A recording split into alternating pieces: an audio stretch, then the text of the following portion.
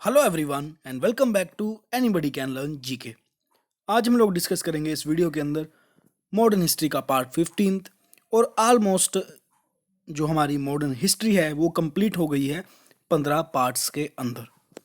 अब 16th part में जो भी मिसलिनियस क्वेश्चन रहेंगे मैं वो उठाने वाला हूँ। आप इस पूरी सीरीज से 1 से लेकर 15वें पार्ट तक देखकर अपने मॉडर्न हिस्ट्री के सेक्शन में मार्क्स अच्छे ला सकते हैं। तो शुरू करते हैं आज की हमारी इस वीडियो को। सबसे पहला क्वेश्चन है, which Indian revolutionary helped Subhash Chandra Bose in establishment of Azad Hind Fauj. यानी कि आज़ाद हिंद फौज बनाने के लिए किस भारतीय क्रांतिकारी ने सुभाष चंद्र बोस की मदद की थी। तो ये थे भाई रास बिहारी बोस। इन्होंने, क्योंकि पहले आईएनए का चार्ज इनके पास था, इन्होंने ही सुभाष चंद्र बोस को आईएनए का चार्ज दिया था। और फिर जो सुभाष चंद्र बोस थे आईएनए के सुप्रीम कमांडर बन गए थे और उन्होंने जो था एक प्रोविंशियल गवर्नमेंट जो कि एक आज़ाद भारत की थी वो 21 अक्टूबर 1943 को कर दी थी। कहाँ पर? सिंगापुर आइलैंड के अंदर, जो कि उस समय ब्रिटिश मलाया का पार्ट था।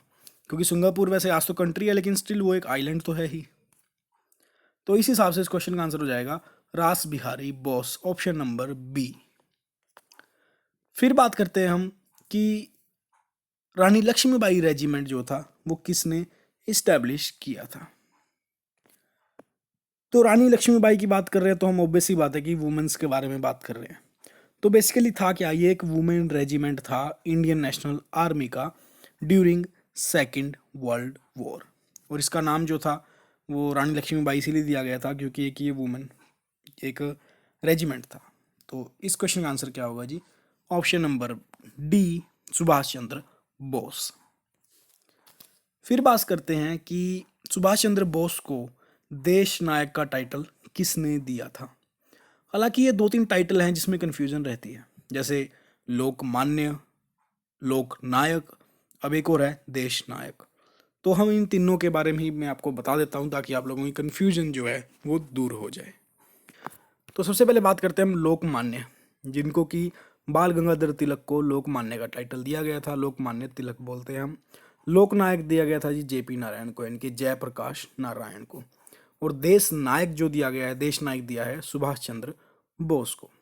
लेकिन क्वेश्चन में ये पूछा है कि ये टाइटल इनको दिया किसने था। तो ये टाइटल दिया था जी, option number C, Rabindranath Tagore ने। कब दिया था? 1938 में, जब वो आईएनसी के यानी कि इंडियन नेशनल कांग्रेस के प्रेसिडेंट बने थे। 1938 में बने थे और 1939 में बने थे। लेकिन जब इलेक्शन हुए थे तो जो इनके अगेंस्ट कंटेस्टेंट थे वो गांधी जी द्वारा दिए गए पट्टाभी सीतारमैया थे, जो कि इलेक्शन में हार गए थे। सुभाष चंद्र बोस की जीत हुई थी।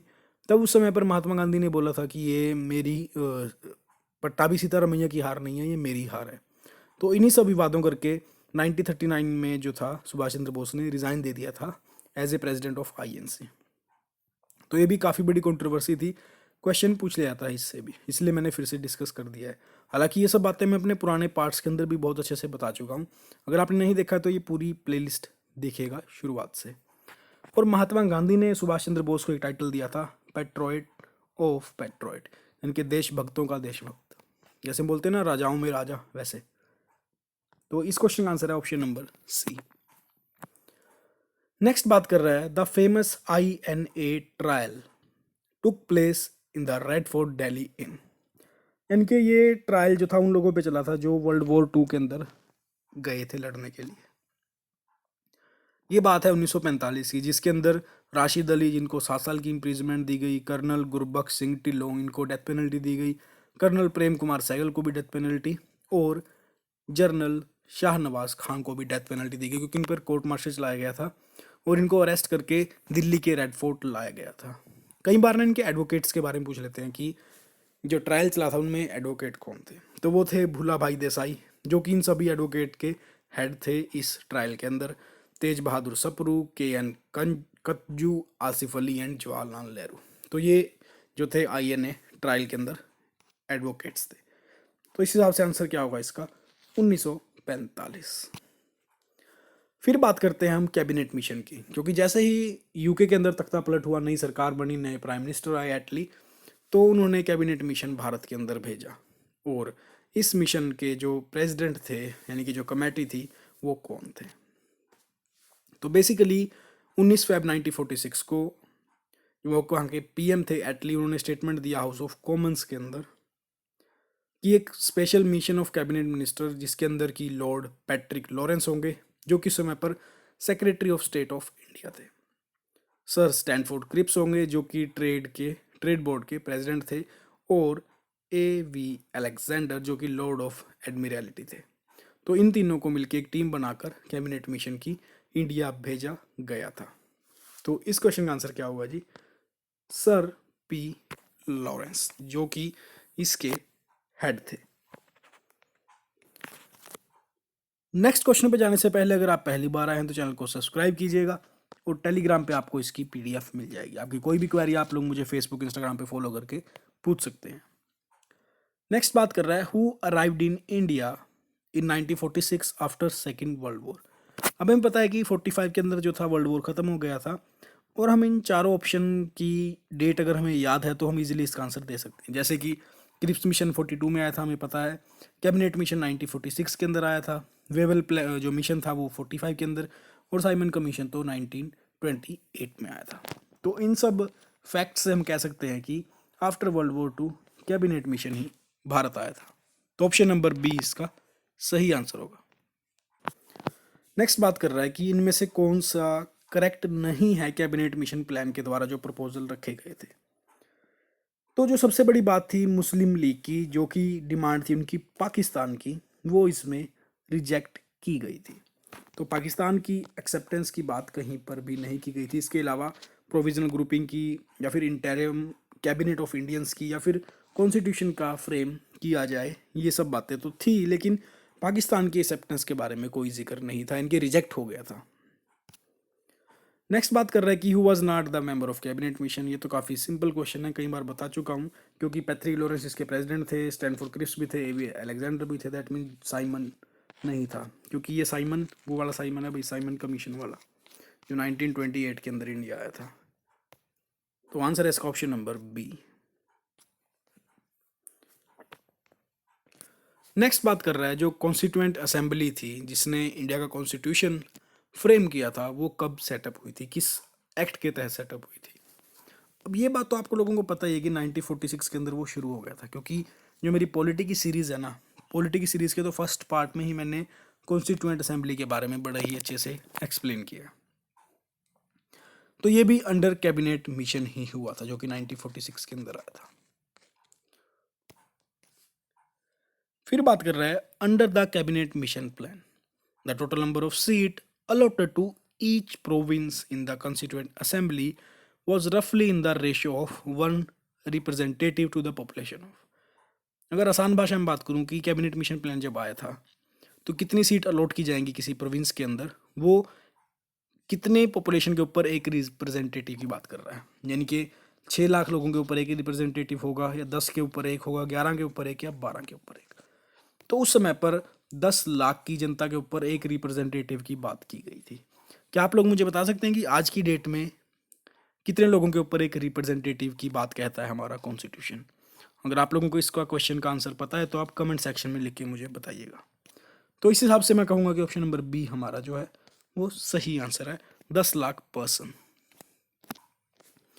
फिर बात कर रहा है कि फर्स्ट सेशन कब हुआ था, जो हमारी कॉन्स्टिट्यूशन असेंबली थी उसका फर्स्ट सेशन हुआ था जी 9 दिसंबर 1940 को, और 26 नवंबर 1949 को हमारा कॉन्स्टिट्यूशन कंप्लीटली बन के तैयार हो गया था, और 26 जनवरी को लागू हो गया था। हाँ, कुछ पार्ट 26 नवंबर को भी लागू हो गए थे, लेकिन पूर्ण तरह से कंप्लीट रूप से 26 जनवरी 1950 को लागू हुआ था। तभी हम लोग गणतंत्र दिवस मनाते हैं 26 जनवरी को, रिपब्लिक डे मनाते हैं।